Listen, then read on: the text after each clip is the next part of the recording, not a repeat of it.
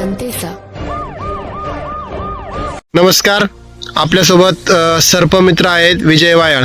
तर त्यांनी आज एक धामण जातीचा सर्प रेस्क्यू केलेला आहे. तर त्यांच्याकडून आपण माहिती जाणून घेऊ. काय सांगाल सर?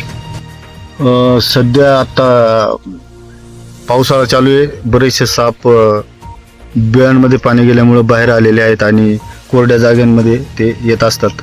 सध्या आता 9-10 वर्षापासून शेतकरी मल्चिंग पेपरचा जास्त उपयोग करतात. त्या मल्चिंग खाली वातावरण चांगलं असल्यामुळे बरेचसे साप तिथे जात असतात. आता सकाळी धामणमळ्यातून एक कॉल आला. तिथे गेलो असता 7 ते 8 फुटाची धामण त्या मल्चिंगच्या पेपर खाली बसलेली होती. ती पकडली आणि ती आता आम्ही निसर्गाच्या सान्निध्यात रिलीज केली आहे. तरी शेतकऱ्यांनी काळजी घ्यावी. शक्यतो शेतीत काम करताना पायात बुटं घालावीत आणि जर गवत कापताय अडचणीचा भाग असेल तर एक हातात काठी घेऊन ती आपटावी, जेणेकरून जर तिथे साप किंवा अजून कोणताही वन्यजीव असेल तर तो तिथून निघून जाईल. तर ही शेतकऱ्यांनी काळजी घेणं खूप गरजेचं आहे सध्या. तर आपल्या परिसरात साप जर आढळला तर जवळच्या एखाद्या सर्पमित्राला कॉन्टॅक्ट करण्याचा प्रयत्न करा. त्याला मारण्याचा किंवा पकडण्याचा तर कदाचित प्रयत्नही करू नका, कारण ते जीवावर बेतण्याजोगं असू शकतं. जवळच्या एखाद्या सर्पमित्राला कॉन्टॅक्ट करा. तो येईल तोपर्यंत सापावर लक्ष ठेवा.